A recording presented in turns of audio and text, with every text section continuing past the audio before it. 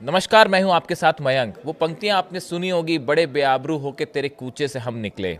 अब ये बात कही जा रही है अमेरिकन फोर्सेस के लिए, जिन्होंने पहले जो है अल उदैद बेस छोड़ा। अब उसके बाद इराक में अल असद बेस भी खाली कर दिया गया है। अब देखिए, सवाल ये है कि ऐसा क्या हुआ कि पिछले 3 दिनों के अंदर अमेरिका को जो है अल उदैद बेस से अपने सैनिकों को वापस बुलाना पड़ा, सबसे बड़ा बेस मिडिल ईस्ट में। उसके बाद जो है दूसरे नंबर का सबसे बड़ा बेस इराक में अल असद बेस, वहां से भी अमेरिकी सैनिक पूरी तरह से बाहर निकल चुके हैं। और सिर्फ सेना ही बाहर नहीं निकली, वहां जितने हथियार थे, जितने इंस्ट्रूमेंट थे, सब लेके लाव लश्कर के साथ बाहर निकल गए हैं। इराक छोड़ दिया उन्होंने, अल असद बेस छोड़ दिया उन्होंने। इसीलिए कहा जा रहा है कि बड़े बेआबरू होकर तेरे कूचे से हम निकले। अब देखिए, इस बात को समझिए। पहले हम बात करते हैं कि किस तरह से ईरान की मिसाइलों का खौफ अमेरिका के सिर चढ़कर बोल रहा है। देखिए, जिस तरह से खबरें आई कि हाल ही में 3 दिनों पहले रात के बाद अचानक जो है अमेरिकी फाइटर जेट्स उन्होंने बढ़ना शुरू किया ईरान की तरफ, लेकिन उसके बाद बीच में ही मिशन छोड़ के ट्रंप ने कॉल करके सभी फाइटर जेट्स को वापस बुलाया। अब ये खबरें सब तरफ अखबारों में हैं। उसके पीछे की इनसाइड स्टोरी एक और बड़ा खुलासा मैं अगले वीडियो में करूंगा, लेकिन अभी ये जो इराक ने बेसिस इराक में जो बेस खाली हुए हैं अमेरिका के, इस पर हम फोकस करेंगे। देखिए, ये पूरी घटना के बाद ये कहा गया, ये बताया गया कि जितनी अरेबियन कंट्रीज हैं, इन्होंने डोनाल्ड ट्रंप को ये साफ साफ कह दिया था कि अगर आप ईरान पर हमला करना चाहते हैं तो आप हमारे एयर स्पेस का इस्तेमाल ना करें, हमारे बेसिस का इस्तेमाल ना करें।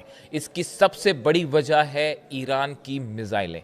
जिस तरह से अमेरिका ने जब धमकी देनी शुरू की ईरान को और ईरान में प्रदर्शन को हवा दी, उसके बाद ईरान ने एक बड़ी जंग की तैयारी, एक ऐसा पोस्चर लिया कि अगर ईरान पर आपने हमला किया, उसका नतीजा होगा 8 अमेरिकन बेसेस जो है अरेबियन कंट्रीज में, मिडिल ईस्ट में, सब पर एक साथ मिसाइल्स दागी जाएंगी।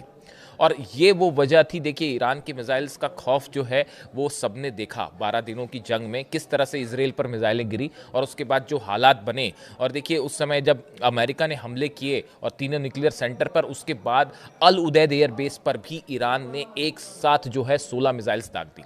और उसमें से 4 मिसाइल्स ऐसी थी जो अल उदैद एयर बेस पर गिरी। अमेरिका मना करता रहा, लेकिन हकीकत ये थी कि अल उदैद एयर बेस को अमेरिकन डिफेंस सिस्टम नहीं बचा पाया और 4 मिसाइलें गिरी। अब आप सोचिए, अगर एक साथ 100 मिसाइल वहां गिर जाए तो क्या होता है।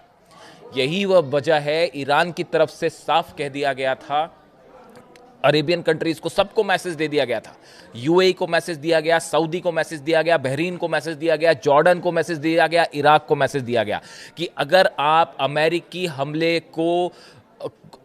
हमले में आप अपना एयर स्पेस देते हैं, अमेरिका को मदद करते हैं अपना एयर स्पेस देके, या आपके बेसिस का इस्तेमाल होता है, तो ईरान की मिसाइल से आपको कोई नहीं बचा सकता और हम मजबूर होंगे आप पर हमला करने के लिए। ये साफ साफ मैसेज अली खामेनेई साहब की तरफ से और ईरान की सेना की तरफ से, ईरान के जनरल्स की तरफ से सब अरेबियन कंट्रीज को दे दिया गया था। उसके बाद सबसे पहले सऊदी अरब ने यह बात कही अमेरिका से कि आप ईरान पर हमला करना चाहते हैं आप कीजिए, लेकिन हमारे बेसिस का इस्तेमाल मत कीजिए। यही बात बहरीन ने कही, यही बात जॉर्डन ने कही, यही बात इराक ने कही। और देखिए, यह भी कहा गया, एक्सपर्ट्स ने बताया कि अगर 8 देशों के अमेरिकन बेसिस पर एक साथ अगर ईरान ने मिसाइल दागी होती तो ये डिफेंस सिस्टम उसको इंगेज करना मुश्किल हो जाता, मिसाइल्स को रोकना मुश्किल हो जाता। ये सबसे बड़ी खौफ की वजह थी, जिसकी वजह से यह फैसला किया गया जो अमेरिकन फोर्सेस हैं उनको वहां से हटाया जाए।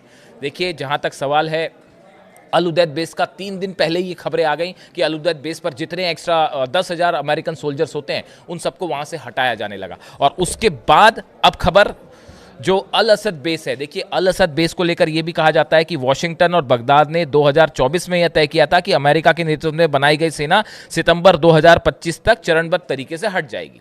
ये एक समझौता हो रखा था। देखिए, इसका एक एस्पेक्ट ये भी है कि एक समझौता हुआ था इराक के बीच में और अमेरिका के बीच में। ये कहा गया था कि सितंबर 2025 तक ही सेना हट जाएगी, लेकिन नहीं हटी सेना। लेकिन अब जब ये हालात बने, जब ईरान की तरफ से ये धमकियां दी गई कि अगर हम पर हमला हुआ तो सब बेस उड़ा देंगे, उसमें जो सबसे निशाने पे प्रमुख बेसेस थे जिनके निशाने पे, वो अल असद बेस है। ये वही बेस है जब कासिम सुलेमानी साहब की शहादत हुई थी, उसका बदला लेने के लिए ईरान ने एक साथ कई मिसाइल्स इस अल असद बेस पर दाग दी थी। और उस समय ये हालात हुए थे कि जबरदस्त नुकसान पहुंचा था अल असद बेस को, और वहां पे सब कुछ फिर से नया बनाना पड़ा। जितने बेसिस थे वो सब साफ हो गए थे, जितने रनवे थे वो साफ हो गए थे। अब उसके बाद देखिए एक बार फिर वही हालात है और ऐसा माना जा रहा है कि कभी भी हमला हो सकता है और उसका करारा जवाब दे सकता है। अब देखिए सबसे बड़ी जो चुनौती थी, सबसे बड़ी चुनौती ये थी कि ईरान का मिसाइल जखीरा, आखिर क्यों पीछे हटी ट्रंप की सेना। ईरान का मिसाइल जखीरा 600 से ज़्यादा खैबर मिसाइल तैयार है, बटन दबाने की देर और 8 अमेरिकी बेस की तरफ मिसाइल्स उड़ान भर देगी। सबसे खतरनाक ड्रोन का जखीरा, ये जो ड्रोन्स हैं ईरान के किसी को बताने की ज़रूरत नहीं है और ये अमेरिकन बेसिस पर कितना ज़बरदस्त हमला कर सकते हैं आप भी समझ सकते हैं। इसके अलावा अगर फुल फ्लेजेड वॉर हो गई तो इन बेसिस को बचाना, अरेबियन देशों को बचाना मुश्किल हो जाता। वहाँ के बेसिस पर लगातार हमले होते और वो उससे बड़ा नुकसान हो सकता था सऊदी को, यूएई को, बहरीन को, जॉर्डन को, इराक को। इसीलिए इन्होंने कहा कि आप हमारे एयर स्पेस का इस्तेमाल मत कीजिए, अमेरिका से कहा। इसके अलावा अमेरिकी जो जहाज़ हैं, अमेरिकी जो फाइटर जेट्स हैं, इनको लेकर भी एक बड़ी चुनौती दे रखी है ईरान ने कि जो मिसाइल्स हैं वो इनको भी बड़ा नुकसान पहुंचा सकती हैं। यही वजह है कि इन सब बेसिस से धीरे धीरे अब अमेरिका अपनी फोर्सेस हटा रहा है। देखिए ईरान के कई सारे ऐसे संगठन हैं, ना सिर्फ इराक में बल्कि लिबनन में, बल्कि हुती, अगर आप यमन में बात करें, ये सब मिलके ईरान की मदद करेंगे अगर हमला होता है। और ये सब के सब अमेरिकन बेसिस के लिए एक बड़ा खतरा है, अमेरिकी जहाज़ों के लिए बड़ा खतरा है, अमेरिकी एयरप्लेन्स के लिए बड़ा खतरा पैदा कर सकते हैं। यही वजह है कि सोल्जर्स की कैजुअल्टी ना हो, इस डर से ट्रंप ने अपनी सेना वापस बुलाई है। लेकिन इसका ये कतई मतलब नहीं है कि जंग नहीं होगी। एक बड़ा जमावड़ा अमेरिकन नेवी का, वॉरशिप्स का ईरान के आसपास शुरू हो गया है। ईरान को घेरने की तैयारी हो रही है। हम अगले वीडियो में आपको बताएंगे कैसे हो रहा है।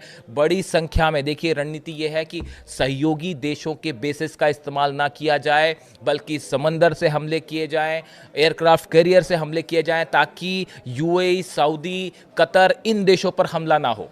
इनको बचाने के लिए ये रणनीति अपनाई गई है। लेकिन अमेरिका ने अपने वॉरशिप से, प्लेन से घेरना शुरू कर दिया है ईरान को और बड़ी संख्या में वॉरशिप्स जो हैं वो मदद के लिए पहुंच रहे हैं। अब मेरे ख्याल से 48 घंटे में जो अब्राहम लिंकन है एयरक्राफ्ट कैरियर, वो भी वहां पहुंच जाएगा और जल्दी ही रूजवेल्ट भी पहुंच जाएगा। इसके साथ ही बड़ी संख्या में जो छोटे वॉरशिप्स हैं वो भी वहां पे पहुंच रहे हैं।